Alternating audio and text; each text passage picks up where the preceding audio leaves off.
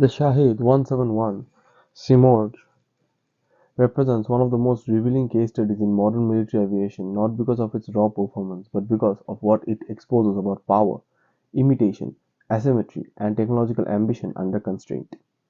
It is a jet-powered flying wing unmanned combat aerial vehicle developed by Iran in the aftermath of one of the most humiliating intelligence losses suffered by the United States in the 21st century. The capture of a largely intact Lockheed Martin HQ-170 Sentinel in December 2011, the Simorgh is therefore not merely an aircraft, it is a materialized response to sanctions, isolations, and strategic inferiority translated into aerospace form. Iran's capture of the RQ-170 altered the incentive structure of the defense industrial complex. Prior to this event, Iran's drone ecosystem was dominated by propeller-driven reconnaissance (UAVs) and loitering munitions optimized for regional harassment and proxy warfare.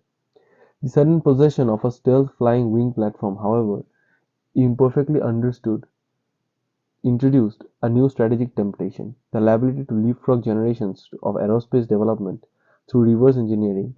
The Shahed-171 Simorgh emerged from this temptation. Its development reflects Iran's broader military philosophy, which prioritizes asymmetric disruptions, narrative warfare, and cost imposition over technological parity. The external design of the Simorgh is unmistakably derivative. Its flying wing configuration mirrors the platform of the RQ-170 almost directly, a deliberate choice rooted in the radar cross-section reduction rather than aerodynamic novelty. Flying wing aircraft minimizes vertical surface and sharp angles, reducing radar returns and infrared signature. Iran's engineer correctly identified geometry as the most visible and replicable component of stealth design. However, geometry alone doesn't produce the true observability. Stealth is an ecosystem of material science, surface tolerance, coating, sensor integration, thermal management, and secure data links. In these domains, the Simorgh is widely assessed to be deficient.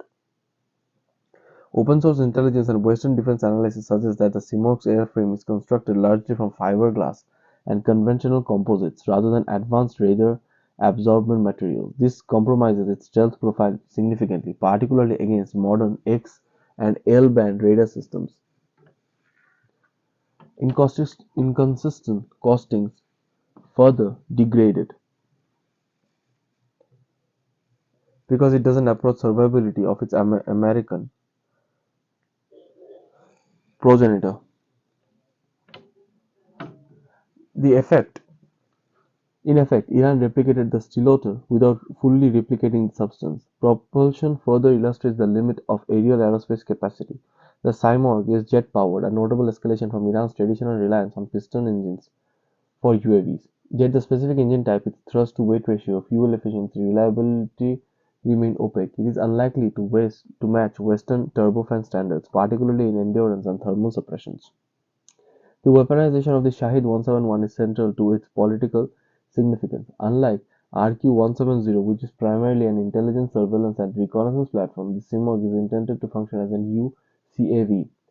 Operationally, the Simorgh occupies a narrow niche. It is not designed for sustained campaigns against high-end adversaries. Instead, it serves as a regional penetration and intimidating tool, suitable for operations against states with limited integration air defense systems, or for symbolic deployments intended to demonstrate reach and resolve.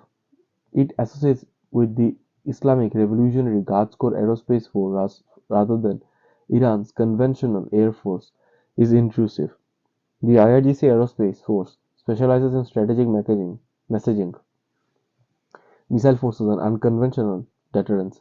The absence of evidence for large-scale manufacturing, export variants, or sustained operational deployments indicates that Simorgh is closer to a technological demonstrator rather than a mature weapons platform. Its repeated appearance in military exercises and state media broadcasts serve narrative purposes as much as tactical ones. The Simorgh must be understood in relation to Iran's broader flying wing UAV, particularly the smaller Shahed Saigeh.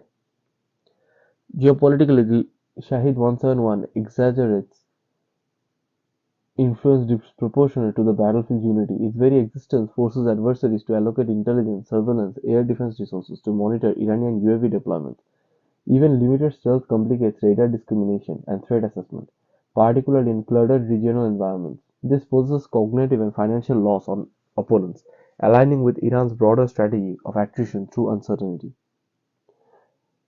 Yet dismissing the Shahed-171 as mere crude would be analytically lazy. Its true significance lies in predecessent.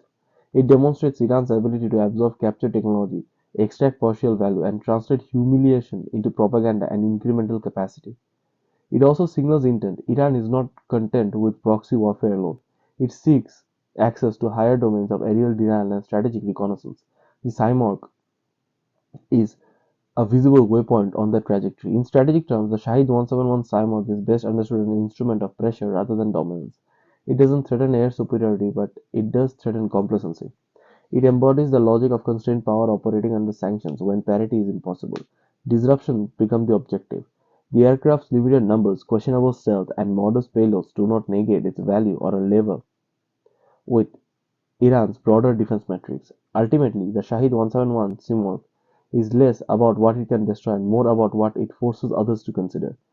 It compels adversaries to plan for imperfect threats, to defend against platforms that blur the line between reconnaissance and strike, and to acknowledge that technological capture, even when incomplete, can generate long-term strategic friction. In that sense, Simorgh succeeds not as an aircraft but as a message encoded in carbon fiber and ambition.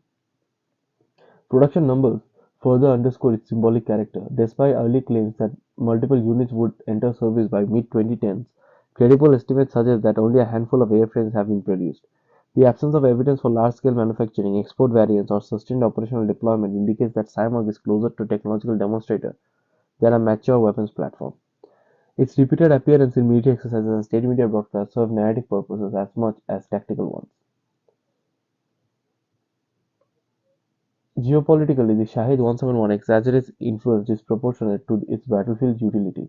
Its very existence forces adversaries to allocate intelligence, surveillance, air defenses to resource to monitor in Iranian UAV developments. Even limited stealth complicates radar discrimination and threat assessment, particularly in cluttered regional environments. This imposes cognitive and financial costs on opponents, aligning with Iran's broader strategy of attrition through uncertainty.